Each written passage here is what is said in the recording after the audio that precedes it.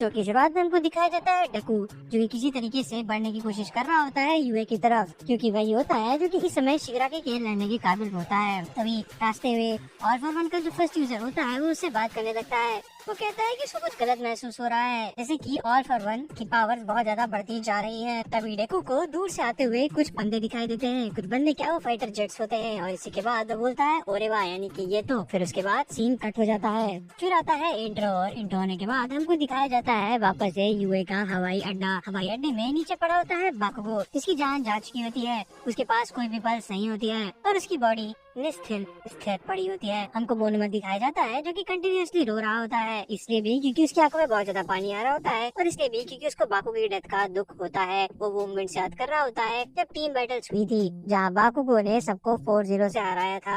वही दूसरी तरफ हमारा शिगराकी ट्रैश टॉक करने में जुटा हुआ था। वो भी ऐसी वैसी ट्रैश टॉक नहीं, वो तो बाकी लोगों की धज्जियां उड़ा रहा था। वो कहता है कि इरेजर, मुझे तुम इसलिए नहीं पसंद हो क्योंकि तुमने बाकी सारे लोगों को छोड़ दिया अकेले लड़ने के लिए, मरने के लिए। फिर उसके बाद वो मिर्को को पकड़ के कहता है कि तुम भी चिंता मत करो, क्योंकि मिर्को ने कहा होता है कि वो कैसे बस हल्का सा मिस कर गई थी शिगराकी को मारने में, जब वो कंप्लीट भी नहीं हुआ था। तो इसलिए वो कहता है कि तुम बिल्कुल भी चिंता मत करो, हम पे बहुत सारे हीरोज थे, सब यूजलेस थे, तुम भी यूजलेस थी, इससे कोई अंतर नहीं पड़ता। फिर वो आगे कहता है कि विलेन से रहते टाइम तुम लोगों को रश करना ही चाहिए था, जैसा डेकू कह रहा था। तुमने हम लोग को प्रिपरेशन का टाइम देके बहुत बड़ी गलती कर दी है। हम लोग को प्रिपरेशन का कोई भी टाइम नहीं मिलना चाहिए था। उस समय तुम लोग के नंबर ज्यादा थे, अब तो और भी ज्यादा कम है। फिर एक और बार सीन कट होता है और हमको कामिनो वॉर दिखाया जाता है, जहाँ पे हमारा शोटो लड़ रहा होता है टोया यानी कि डाबी से। डाबी ने वो फ्लैश फायर वाला मूव कॉपी कर लिया होता है शोटो से। इसको देख के शोटो काफी ज्यादा सरप्राइज तो होता है, पर उसको ये तो पता ही होता है क्योंकि टोया उससे बेटर है, तो ये बिल्कुल भी पॉसिबिलिटी के रेल्म से बाहर नहीं था।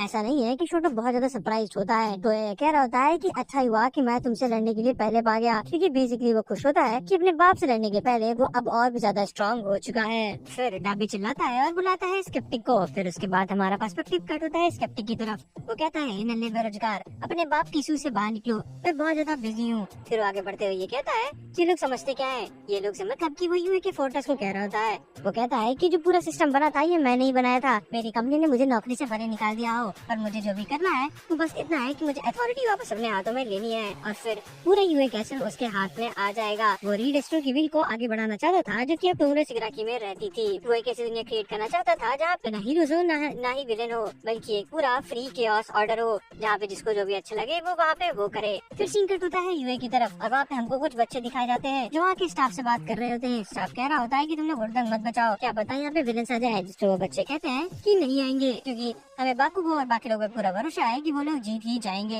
हमको वो भी दो बंदे दिखाए जाते हैं जो कि बात कर रहे होते हैं, यानी कि जो मैसेंजर होते हैं ऑल फॉर वन के। फिर हमको दिखाया जाता है इस एपिसोड का टाइटल, जो कि होता है those who defend those who violate. Basically those who defend यानी कि हीरोज, दोज हू वायलेट यानी कि विलेंस। पर यहाँ पे हीरोज और विलेन के बीच की बाउंड्री बहुत ज्यादा ही ब्लर है, इसलिए इसका नाम दोज हू डिफेंड और दोज हू वायलेट है। फिर हमको एक बहुत गजब की कहानी बताई जाती है। वैसे कि हमको बताई जाती है एरी के कॉर की कहानी। जो हमारा डॉक्टर घराकी होता है, उसने एरी के कॉर को ओरिजिनल फॉर्म में एक्सट्रैक्ट कर लिया होता है, और उसने जेल में जाने के पहले ऑल फॉर वन को उसका सारा फॉर्मूला, सारा डेटा पकड़ा दिया होता है। वो क्वर्क यानी कि वो पिल, यानी कि वो टैबलेट, यानी कि वो कुछ भी सीरीन सीरम जो भी एक बार ऑल फॉर वन अगर यूज कर लेता है तो उसकी एज रिवर्स होना चालू हो जाएगी, और वो तब तक रिवर्स होती रहेगी जब तक वो डस्ट नहीं बन जाता है, और उससे उसको कोई फर्क नहीं पड़ता है, क्योंकि वंस अगेन उसने अपनी विल शिगराकी को पास ऑन कर दिया है। उसको बस इतना करना है कि उसको डिफेंड करना है खुद को और शिगराकी को बाकी लोगों के अगेंस्ट, जब तक शिगराकी कम्प्लीटली डोमिनेट नहीं कर लेता है पूरी दुनिया को।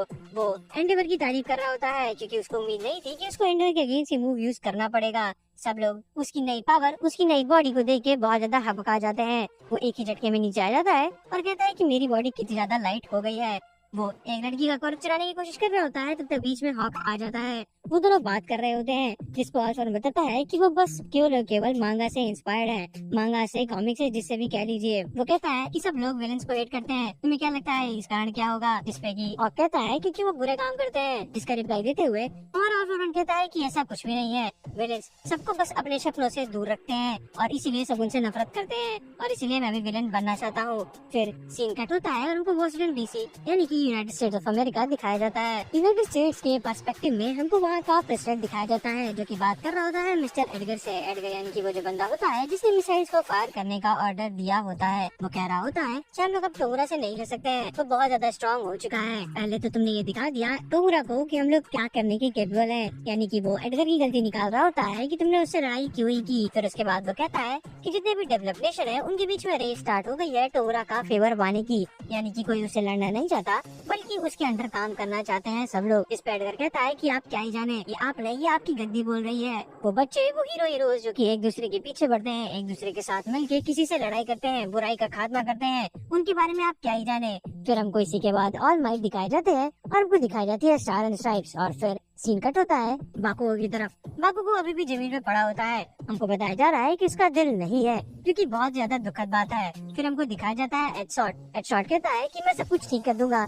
बेसिकली फर्स्ट एड तो बेस्ट जिनिस भी कर ही रहा होता है, पर एडशॉट कहता है कि मैं ह्यूमन बॉडीज के अंदर बहुत बार जा चुका हूँ और उसका हार्ट मैं बनूंगा। यानी कि बाकुगो का हार्ट वो रिप्लेस करने वाला है अपनी खुद की बॉडी के मदद से। फिर हमको बताया जाता है कि एडशॉट का वर्क है फोल्ड अ बॉडी। वो बेसिकली अपनी बॉडी को थिन सी श्रेड्स और स्लाइड्स में कन्वर्ट कर सकता है। और जैसा मैंने कहा, क्योंकि वो ह्यूमन बॉडी से बहुत ज्यादा फेमिलियर है, इसलिए वो बॉडी के अंदर जाने के लिए कम्प्लीटली तैयार है। वो जाते जाते कहता है कि मैं सब कुछ अब आपके सारे छोड़ रहा हूँ, हमारे क्लब प्रेसिडेंट यानी कि 20 जीनिस की तरफ। फिर वो मेरे को से ये भी कहता है कि अभी तुम्हें हार नहीं माननी है, चाहे तुम्हारे हाथ पाँव ना बचे, तुम्हारा मुंह लटकता रहे, और फिर भी तुमको लड़ाई करते रहना ही होगा। एडशॉट अपनी बॉडी को बहुत ज्यादा थिनली स्ट्रेच करके उसके सारे इंटरनल ऑर्गन के डैमेज को भी ठीक करने लगता है। हमको बताया जाता है कि बाकुगो का रंग भी थोड़ा ज्यादा डैमेज हो चुका होता है, पर एडशॉट वॉश के दिए बबल से अपनी बॉडी को क्लीन करता है, क्योंकि ऑब्वियसली वो गंदे तरीके से अगर बॉडी के अंदर जाएगा तो उसकी बॉडी को दिक्कत हो सकती है। फिर उसके बाद वो अंदर जाके उसको कम्प्लीटली ठीक करने पे लगा हुआ होता है। और दूसरी तरफ सब लोग एडशॉट का सैक्रिफाइस देख के कुटाई छटाई करने पे लग जाते हैं। फिर हमको दिखाया जाता है शिगराकी, जो कि ये सोच रहा होता है कि मैंने तो इसको ऑलरेडी डिस्ट्रॉय कर दिया है, जो मैंने ऑलरेडी डिस्ट्रॉय कर दिया है उसको ठीक मत करो। बेसिकली वो अपने बचपन की मेमोरीज याद कर रहा होता है, कैसे कि जब भी वो कुछ भी डिस्ट्रॉय कर देता है तो उसको कोई भी ठीक नहीं कर सकता है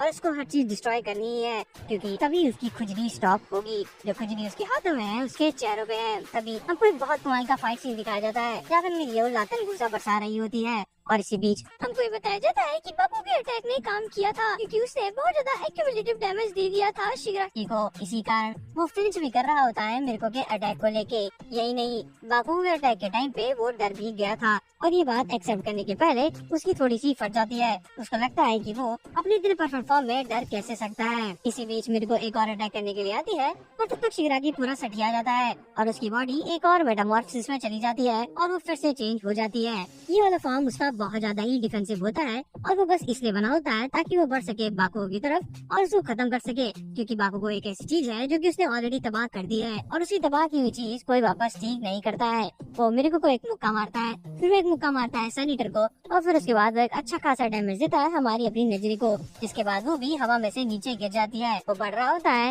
आगे बेस्ट जीनिस की तरफ। तभी वहाँ बीच में आने की कोशिश करता है लेमिलियन, पर उसको वो कहता है कि तुम नल्ले बेरोजगार हो, तुम अगर अकेले हो तो तुम कुछ नहीं कर सकते। ये बात सुनने के बाद लेमिलियन की आंखों में आंसू आ जाते हैं, कि उसको रियलाइज होता है कि अगर वो अकेले लड़ रहा है तो फिर वो कुछ भी नहीं है, उसको हमेशा किसी और की मदद चाहिए अपने पंचेस, अपने स्ट्रेंथ को पावर अप करने के लिए।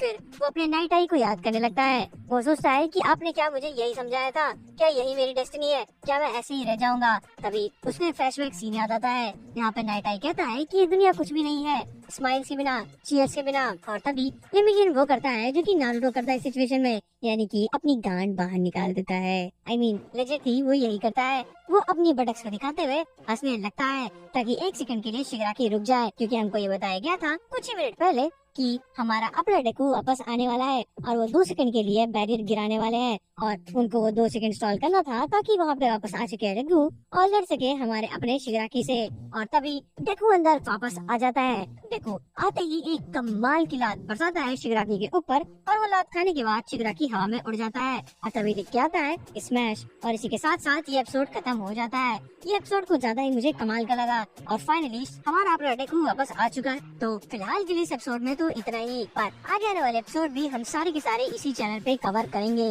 इस सीरीज में मुझे बहुत ज्यादा मजा आ रहा है, और मुझे पूरा विश्वास है कि आप लोगों को भी मजा आ ही रहा होगा। कंटिन्यूअसली ऐसी वीडियोस देखने के लिए हमारे चैनल को सब्सक्राइब और वीडियो को लाइक करना बिल्कुल भी मत भूलिएगा। आपको क्या वीडियो चाहिए वो कमेंट सेक्शन में जरूर बता दीजिएगा। तो फिलहाल के लिए तो इतना ही। Thank you for watching.